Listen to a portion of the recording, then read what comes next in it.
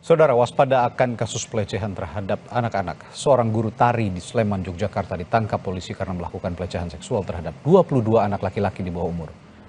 Tersangka mengaku aksi bejatnya terpengaruh video porno yang sering ditontonnya. Guru tari yang juga menjadi pengajar honorer Taman Kanak-kanak berinisial EDW ini ditangkap tim Reskrim Polsek Gamping, Sleman, Yogyakarta setelah dilaporkan melakukan pelecehan seksual terhadap 22 anak laki-laki di bawah umur. Aksi bejat tersangka terbongkar setelah orang tua korban menonton rekaman video saat tersangka melakukan pelecehan dan melaporkan tersangka kepada polisi. Dan pada polisi tersangka juga mengaku awalnya hanya ingin bergaul dengan anak-anak dan menjadikan rumahnya sebagai tempat bermain. Namun karena terpengaruh video porno yang sering ditonton, tersangka nekat melakukan pelecehan seksual. Akibat perbuatannya tersangka kini mendekam dalam tahanan Mapolsek Gamping dan terancam pasal pidana asusila serta Undang-Undang Perlindungan Anak. Tersangka ini bekerja sebagai outsourcing di salah satu taman kanak-kanak yang juga menyambi sebagai pengajar seni tari di Gamping gitu. Guru seni gitu. Ya. Sampai saat ini sudah berapa korban? Korban yang teridentifikasi adalah sejumlah 22 korban. Ya. Tersangka melakukan pelecehan seksual, jadi kekerasan perilaku seksual menyimpang, hubungan antar sesama jenis terhadap anak di bawah umur.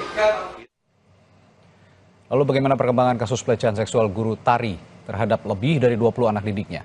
Lebih lengkap kita tanyakan jurnalis Kompas TV Michael Aryawan di Sleman, Yogyakarta. Michael, sejauh mana polisi mengusut kasus pelecehan seksual guru tari dari polisi dan sejauh ini apa bukti utama yang menguatkan penyidikan? Michael. Selamat pagi Radi dan saudara. Pelecehan seksual menyimpang yang dilakukan oleh seorang guru tari di Sleman, Yogyakarta dilakukan terhadap sesama jenisnya. Artinya mereka yang menjadi korban seluruhnya adalah laki-laki. Nah, update informasi terbaru yang kami dapatkan dari Polsek bahwa 19 korban memang berkategori anak di bawah umur, sementara 3 lainnya mereka yang sudah dewasa di atas 18 tahun. Nah, sehingga saat ini penyelidikan masih dilakukan oleh Polsek Gamping dan juga tentu saja dibantu oleh pihak Polresta Sleman. Nah, dari penelusuran yang dilakukan oleh polisi di rumah tersangka didapatkan satu CPU komputer yang dimana di dalamnya berisi sejumlah video yang memang direkam oleh tersangka. Dan hingga saat ini polisi belum bisa memastikan apakah video-video itu memang dipakai untuk konsumsi pribadi atau tontonan pribadi ataukah juga di-share ke platform media sosial lainnya ataupun ke internet. Nah, ini masih dalam penelusuran polisi karena terkait dengan pengembangan dari penyelidikan kasus ini. Sementara itu mereka yang menjadi korban ini dikatakan oleh pihak kepolisian tidak satupun yang adalah anak dari Taman Kanak-kanak tempat dia bekerja. Nah, tersangka ini memang bekerja sebagai tenaga outsourcing di salah satu Taman Kanak-kanak di Gamping, Sleman. Namun ditegaskan oleh pihak kepolisian dia bukanlah tenaga pengajar melainkan adalah petugas kebersihan atau office boy.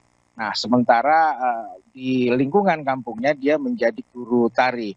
Nah, ini juga guru tari ini diduga adalah modus dari tersangka untuk mendekati para korban, di mana memang rumah yang digunakan oleh tersangka sering kali digunakan untuk tempat nongkrong sebagai tempat latihan untuk menari, kemudian disediakan wifi, disediakan makanan gratis bagi para korban, sehingga memang menjadi tempat nongkrong bagi para korban, sehingga kemudian terjadilah tindakan pelecehan yang dilakukan oleh tersangka.